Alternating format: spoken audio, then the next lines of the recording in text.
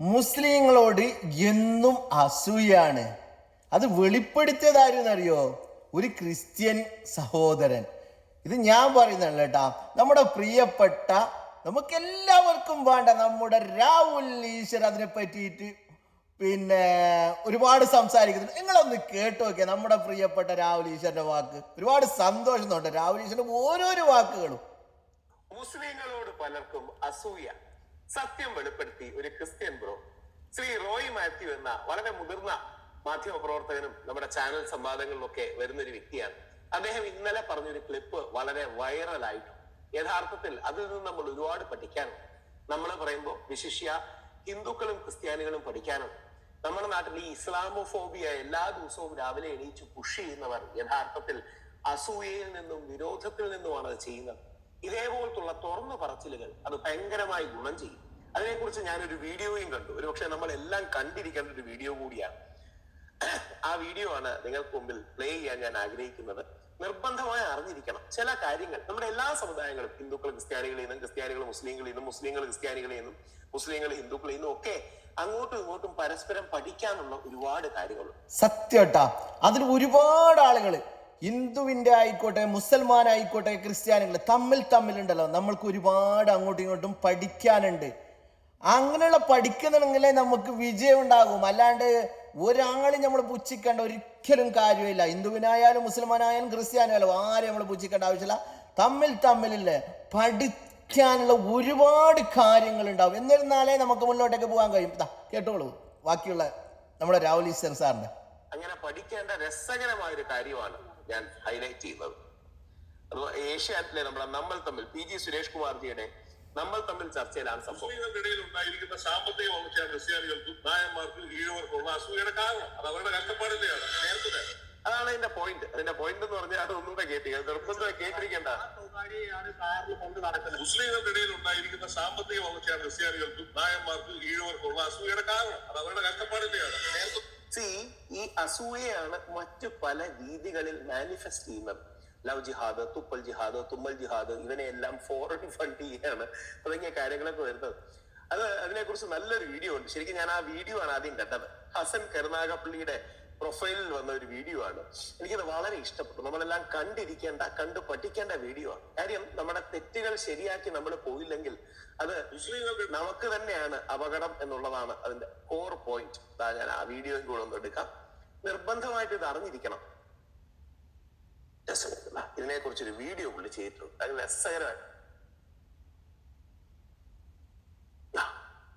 അടിസ്ഥാനപരമായി ക്രിസ്ത്യാനികൾക്കും നായന്മാർക്കും ഈഴവർക്കുള്ള അസൂയയുടെ കാരണം കേരളത്തിലെ മുസ്ലിംസ് എന്ന് പറഞ്ഞാൽ പൊതുവെ റിച്ച് ആണ്. അല്ലെങ്കിൽ മറ്റു പല വിഭാഗങ്ങൾക്കും അസൂയ തോന്നുന്ന രീതിയിൽ അത്രമാത്രം റിച്ച് ആണ്. അവരിൽ നല്ലൊരു ഭാഗവും മലബാർ ഏരിയയിലൊക്കെ പ്രത്യേകിച്ച് എന്ന് പറയാം.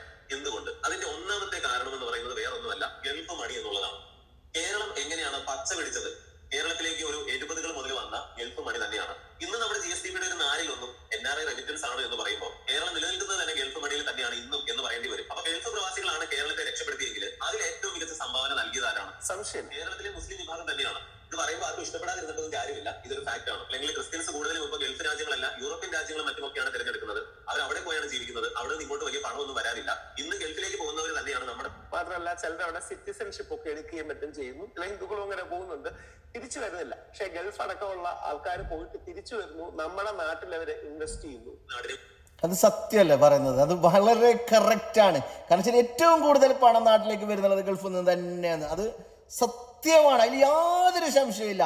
അല്ലാണ്ട് ഇത് യൂറോപ്യൻ കാര്യങ്ങളൊന്നും വരുന്നില്ല. അവരവിടെ തന്നെ ഇതാക്കുന്നുള്ളതാണ്. ഇത്ര കൂടുതൽ വരുന്നൊന്നുമില്ല. ഓടിക്കുന്നത് അവിടെയാണ്. ഇന്നും ഗൾഫിലേക്ക് പോകുന്നതിലും ഗൾഫിൽ നിന്ന് പണം അയക്കുന്നതിലും മുസ്ലിം വിഭാഗം മാത്രമാണ് പിന്നോട്ട് പോകാത്തത്. ഇന്ന് കേരളത്തിലെ ഏറ്റവും സമ്പന്നരായിട്ടുള്ള പലരും മുസ്ലിംസ് ആണ് എന്ന് പറയുമ്പോൾ അവരെല്ലാം തുടങ്ങിയത് വലിയ ബിസിനസ്സുകളിൽ ഒന്നുമല്ല. ഇവരെല്ലാം ഗൾഫിൽ പോയി ബിസിനസ് ചെയ്യുകയാണെന്നല്ല പറഞ്ഞത്. ഭൂരിഭാഗം ആളുകളും സാധാരണ ജോലികൾ തന്നെയാണ് ചെയ്യുന്നത്. ഒരുപാട് പാവപ്പെട്ട മുസ്ലിങ്ങളും കാര്യമുണ്ട്. പക്ഷെ മുസ്ലിം കമ്മ്യൂണിറ്റിയിലെ അഫ്ലുവന്റ് ആയ, റിച്ച് ആയ ഒരു സ്ട്രോങ് അപ്പർ ക്ലാസ് വളർന്നു വരികയുണ്ടായി. അപ്പൊ ഇതിനോട് അസൂയയല്ല വേണ്ടത്. പകരം അവരിൽ നിന്ന് നല്ല കാര്യങ്ങൾ പഠിക്കുക. ക്രിസ്ത്യൻ സമൂഹത്തിന്റെ കെട്ടുറപ്പിൽ നിന്ന് നല്ല കാര്യങ്ങൾ പഠിക്കുക.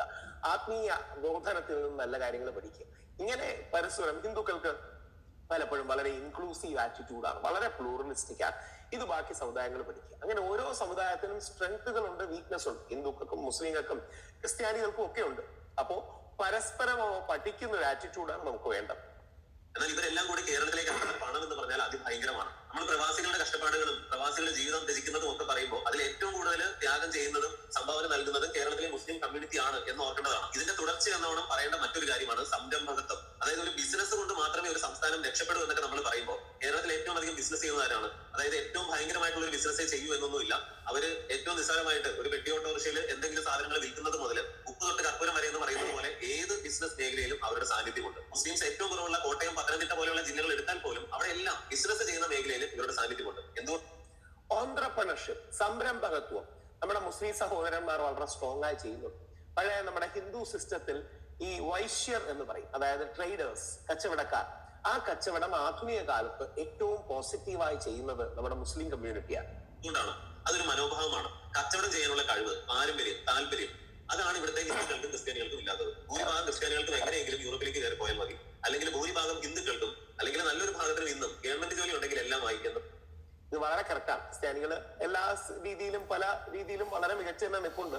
ഹിന്ദുക്കൾക്ക് ഭയങ്കര ഒരു പ്രശ്നം എന്ന് പറഞ്ഞാല് ഹിന്ദുക്കൾ എങ്ങനെയെങ്കിലും ഗവൺമെന്റ് ജോലി കിട്ടണം എന്നുള്ള തെറ്റിദ്ധാരണയിലാണ്. അതൊന്നും ഇനിയുള്ള കാലത്ത് പോസിബിൾ അല്ല. ആ രീതിയിലല്ല കാര്യങ്ങൾ. അവിടെയാണ് നെറ്റ്വർക്ക് ഉണ്ടാകണം, സംരംഭകത്വം ഉണ്ടാകണം, ബിസിനസ് ഉണ്ടാകണം, കൂടുതൽ ആൾക്കാരോട് കണക്ട് ചെയ്യണം. ഓക്കെ, കൂടുതൽ ഇതിനെ പറ്റിയിട്ട് ഞാനൊന്നും പറയാനില്ല. പക്ഷെ ആ ഓരോരോ വാക്കുകൾ കേൾക്കുമ്പോൾ നിങ്ങൾ ശരിക്കും നമ്മുടെ പ്രിയപ്പെട്ട രാഹുൽ ഈശ്വറിൻ്റെ അക്കൗണ്ടിൽ പോയിട്ട് നിങ്ങൾ ഫുള്ളൊന്ന് നോക്കിയ ഈ വീഡിയോ അല്ലേ കേൾക്കുമ്പോൾ തന്നെ വളരെ സന്തോഷം തോന്നിപ്പോയി. നിങ്ങൾ രാഹുൽ ഈശ്വരൻ്റെ ആ അക്കൗണ്ടിൽ പോയിട്ട് നിങ്ങളൊന്ന് നോക്കിയിട്ട് അഭിപ്രായം പറയട്ടോ. അത്രയ്ക്കും അടിപൊളി, മനസ്സിലാക്കാൻ പറ്റിയ, ഹിന്ദുവാട്ടെ, മുസൽമാനാകട്ടെ, ക്രിസ്ത്യാനി ആകട്ടെ, ഏതൊരു മനുഷ്യരും മനസ്സിലാക്കാൻ വേണ്ടിയിട്ടുള്ള നല്ലൊരു വീഡിയോ ആണ് കേട്ടോ.